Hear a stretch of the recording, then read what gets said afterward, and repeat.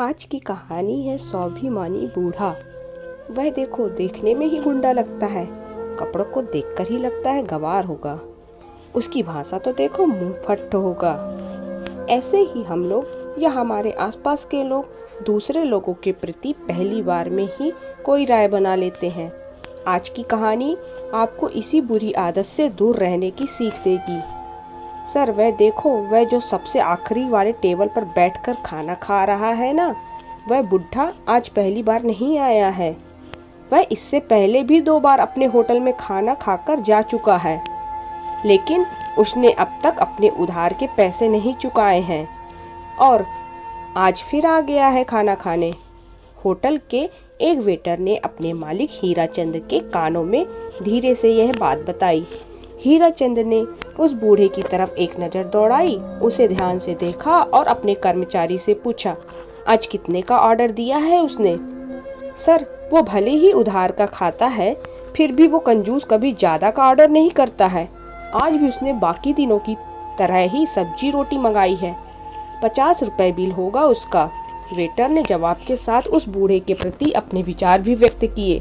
बूढ़े के साधारण से खाने का ऑर्डर देखकर सोचते हुए हीराचंद्र ने कहा, कुछ मजबूरी होगी उनकी, इसलिए बेचारे पैसे नहीं दे पाए होंगे। नहीं सर, ऐसे लोगों को मैं बहुत अच्छी तरह से जानता हूँ। फोकट का खाने की आदत होती है उनको, और जब पैसे देने की बारी आती है तो आनाकानी करते हैं। बूढ़े की तरफ वेटर ने तिरस्कार भरी नजरों से देखते हुए कहा। हीराचंद्र को अपने कर्मचारी के विचार जानकर थोड़ा बुरा लगा। उन्होंने कहा, अच्छा ठीक है, तुम जाओ, मैं देखता हूँ क्या करना है। हीराचंद्र ने एक बार फिर उस बूढ़े की तरफ गौर से देखा। बुढ़ापे की वजह से चेहरे से जा चुकी चमक हीराचंद्र इतनी दूर से भी महसूस कर पा रहा था। बड़े ही साधारण कपड़े पहने थे उसने, कुर्ता पैजामा और कंधे पर गमछा डाल रखा था।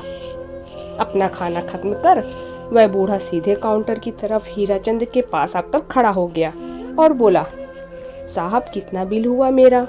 पहले का उधार जोड़कर बताइए। हीराचंद्र ने उसका पहले का और आज का बिल पहले से तैयार करके रखा था। बिल उसके हाथों में देते हुए हीराचंद्र बोला, 150 रुपए। बिना किसी सवाल के उसने अपने कुर्ते के जेब से 200 रुपए की नोट निकाली और हीराचंद्र के सामने काउंटर पर रख दी। हीराचंद्र ने पैसे उठाते हुए बूढ़े से पूछा, अंकल आप यहीं कहीं आस पास में रहते हैं क्या? नहीं बेटा, मेरा घर यहाँ से बहुत दूर है, उसने कहा। फिर आप अक्सर इतने दूर खाना खाने कैसे आते हो? हीराचंद्र ने पूछा। मैं यहाँ पास के एक शॉप में लेखपाल का काम करता हूँ। जब जब मैं टिफिन नहीं लाता तब तब खाना खाने तुम्हारे यहाँ आ जाया करता हूँ।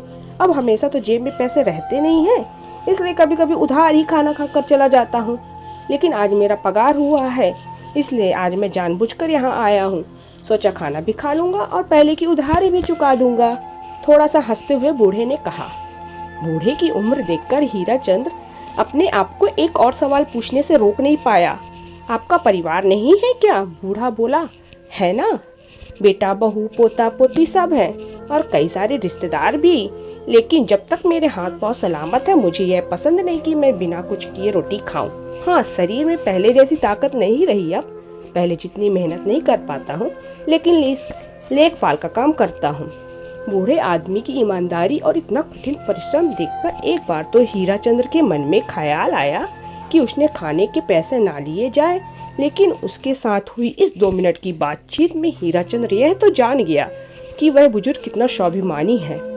उसके स्वाभिमान को ठेस न पहुंचे, यह सोचकर हीराचंद ने 150 रुपए काटकर 50 का नोट निकालकर उसकी तरफ बढ़ाया। बूढ़े ने होटल में इधर उधर देखा और उसी जो कुछ देर पहले उसकी शिकायत हीराचंद्र से कर रहा था, वेटर की तरफ इशारा करते हुए हीराचंद्र से बोला, यह 50 रुपए टिप के तौर पर उस वेटर को दे देना, क्योंकि उसने हर बार बहुत प्यार से और अपने पन से मेरी सेवा की है, मुझे खाना परोसा है। इतना बोलकर तो वो वहां से चला गया। 50 रुपए हाथ में लिए हीराचंद अपने कर्मचारी के उस बूढ़े के प्रति दृष्टिकोण और उस बूढ़े आदमी के उस कर्मचारी द्वारा दिए गए खाने के प्रति प्यार और आदर देखकर अचंभित हो गया।